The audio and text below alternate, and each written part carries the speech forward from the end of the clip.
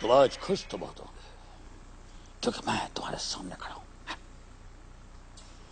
जो आज तक तुम्हारे मंदिर के सीढ़ियां नहीं चढ़ाया, जिससे आज तक तुम्हारी पूजा नहीं की, वो आज तुम्हारे सामने खड़ा था।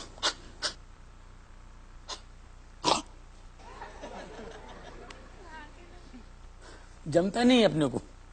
ये अमिताभ बच्चन जी की आवाज अपने से होता नहीं है, लेकिन एक आर्टिस्ट है जो बेहतरीन तरीके से अमित जी को कॉपी करते हैं। सुदेश भोसले वो आज हमारे साथ हैं। सुदेश जी, आपका बहुत बहुत स्वागत है हमारे स्टूडियो में। इतने सुरीले आर्टिस्ट हैं आप, जितना अच्छा गाते हैं उतना ही अच्छा आप कॉपी भी कर लेते हैं।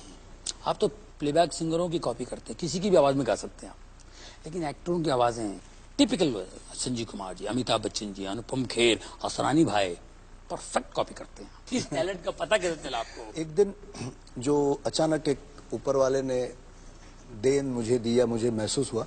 मुकद्दर का सिकंदर फिल्म देखी और दूसरे दिन जब स्कूल गया तो स्कूल में एक लड़की को देखकर अचानक बोला, हे सोराजान दरवाजा खोल दे। तो ये तो मैंने ऐसे बोल दिया, लेकिन और वो लड़की ने भी नहीं सुना, मेरे भी ध्यान में। लेकिन मेरे कुछ दोस्त थे, बोले यार ये तो अमिताभ बच्चन वाट तो तुझा आवाज लड़कोटे अमिताभ बच्चन। तो उसमें एक मेरा दोस्त था जो मेरे पीछे पड़ गया, नहीं वो अमित जी जैसा लगा था उस दिन। तो एक छोटा टेप रिकॉर्डर लेके आया, मोनो वाला छोटा रहता ना, लाल बत्ती वाला। तो वो देव साहब की आवाज में मुझे सवाल किया, और अमित जी आजकल क्या चल रहा है? मैं हाँ भैया चल रहा है, शूटिंग वूटिंग चल रही है। वो जब मैंने दोबारा जब उसको सुना तो मैं हैरान हो गया कि अरे एकदम अमित जी जैसा लग रहा है। इधर तुम्हारे घर में, तुम्हारे सामने किसी ने फादर को, और तुम देखते रह गए। अगर इस दुनिया से किसी को उठाने का था, दफन को उठाने का था, वगैरह वगैरह। तो वो थैंक यू। आशा भोसले जी एक बार हमारा शो देखने आई थी, बोले दादा और अमिताभ बच्चन से आवाज चांगला है। तो बोले अमिताभ बच्चन तो बोले सब छोड़ के मैंने इतने अच्छे आवाज निकले, इनको दादा कौन के क्यों अच्छा लगे? बोले दादा नहीं, मतलब दादा मतलब सचिन दा। तो बोले वो मुझे गाना तो फिर सुना। तो मैंने जब जैसे आशा भोसले कह रही है आपको डायरेक्ट पहली मुलाकात में कि मुझे गाना सुनाओ, मैं तो कांपने लगा। नहीं बोले सुना, मुझे उस दिन बहुत अच्छा गाया था तुमने। तो मैंने आंखें बंद कर ली, भगवान का नाम लिया और मैंने वो गाना गाया अमर प्रेम का। डोली में बिछाई के कहा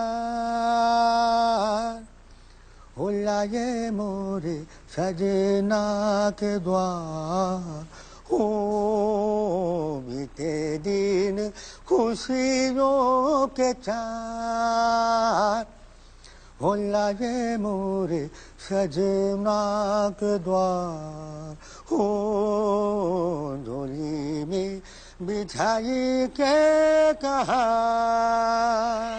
पूरा गाना खत्म करके मैंने जब आशा जी को देखा तो बाकी सारे लोग ऐसे डर के खड़े थे। तो मैंने सोचा मैंने कुछ गोल मारा बहुत बड़ा, कुछ खराब गाया मैंने। लेकिन देखा कि आशा जी अपनी कुर्सी पे ऐसे बैठी और जैसे गाना खत्म हुआ ना, मुझे ऐसे देख रही और आंखों से उनके आंसू बह रहे। तो मैंने बोला क्या हुआ? बोले नहीं, मुझे लगा दादा सामने खड़े होके गा रहे। अब इतनी बड़ी आर्टिस्ट से इतना कॉम्प्लीमेंट मिलना तो मेरे लिए बहुत बड़ी।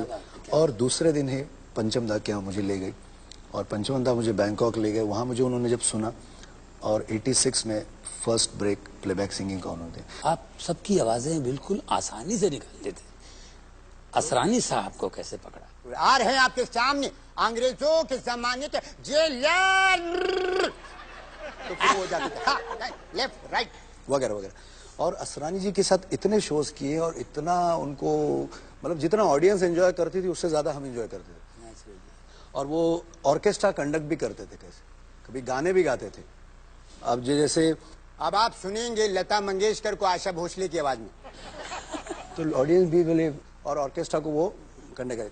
और नॉर्मली टाइमिंग कैसे दिया जाता है 1 2 3 4 ऐसे गाना शुरू। तो अब आप सुनेंगे पर्दे में रहने दो, पर्दा ना उठाओ, पर्दा जो उठ गया you know what will happen. और ऑर्केस्ट्रा 1 और म्यूजिशियन रुके 2 3 ये क्या टाइमिंग? 4 गाना होता ही नहीं था आगे। सारे कॉन्गो से म्यूजिशियन आगे गिर जाता था, गिटारिस्ट गिटार फेंक के भाग जाता था। और उसके साथ मैंने एक जो बहुत ज्यादा एंजॉय किया है अमित जी और असरानी के अलावा, वो है अजीत साहब को। तुम्हें गलतफहमी हुई है प्रभाकर। मैं भला से देशद्रोही गिरोह के बारे में क्या जानकारी रख सकता हूं? मैं तो इनका दोस्त हूं, बल्कि इनके दुश्मनों का भी दुश्मन हूं। हर चीज के दुश्मन है आप, दोस्ती के नकाब में छुपे हुए सबसे खतरनाक दुश्मन। इस बात की समझ मुझे उस वक्त आई जब रघु को आपने जान से मरवा दिया। मैंने? क्या तुम्हें मेरे इन हाथों पर खून लगा नजर आता है? आपके हाथों पे नहीं बल्कि मुझे आपके मुंह पे खून लगा नजर आता है। मैं तुम्हारा अंकल हूं बेटे। हो नहीं थे। आप ये न समझना कि एक रघु के मर जाने से आपके खिलाफ सारी गवाहियां जाती रही। मैं जमीन आसमान एक करके भी आपके खिलाफ सारे सबूत इकट्ठा करूंगा, तब आपसे बात करूंगा। Good bye. पानी के बिना मछलियां कैसे तड़प रही हैं? जी हाँ, ठीक उसी तरह से जिस तरह से देश का बच्चा बच्चा अनाज के बिना भूख से तड़प रहा है। और ये नीच काम करना बहुत अच्छी तरह जानते, लेकिन ये मत भूलिएगा सेठ दीनदयाल कि एक दिन यही नंगा भूखापन जवानी के जोश में आएगा। उस दिन दिल में बदले की आग होगी जो आप जैसे सेठों के पेट को फाड़ कर चिल्ला चिल्ला कर कहेंगे, फाड़ जैसे भेड़ियों को, चीर जैसे गद्दारों को। तब इंसान तो क्या भगवान भी तुम्हारी मदद नहीं करेंगे। बड़ी बड़ी बातें करना तो हमें भी बहुत आती है प्रभाकर, लेकिन शायद तुम जानते नहीं कि सारा शहर मुझे लॉयन के नाम से जानता है, और इस शहर में मेरी हैसियत वही है जो जंगल में शेर की होती है। मानता हूं कि लोग आपको एक शेर के नाम से जानते हैं, लेकिन ये मत भूलिएगा सेठ दीनदयाल कि जब शेर आदमखोर बनता है तो सरकार उसे गोली का निशाना बनाकर कुत्ते की मौत मारती है। और इस बार शेर के शिकारी का नाम है प्रभाकर श्रीवास्तव। Good bye. बहुत बोलता है। Wish him all the best. दूध पीजिए, ये बहुत आपको ताकत देगा। आज नागपंचमी है क्या?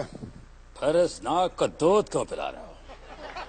यहाँ आपके इस जॉनी रो शो में जॉनी आलार में एक बिल्ली भी घूम रही है। उसके नाम से हम दूध पी लेते हैं।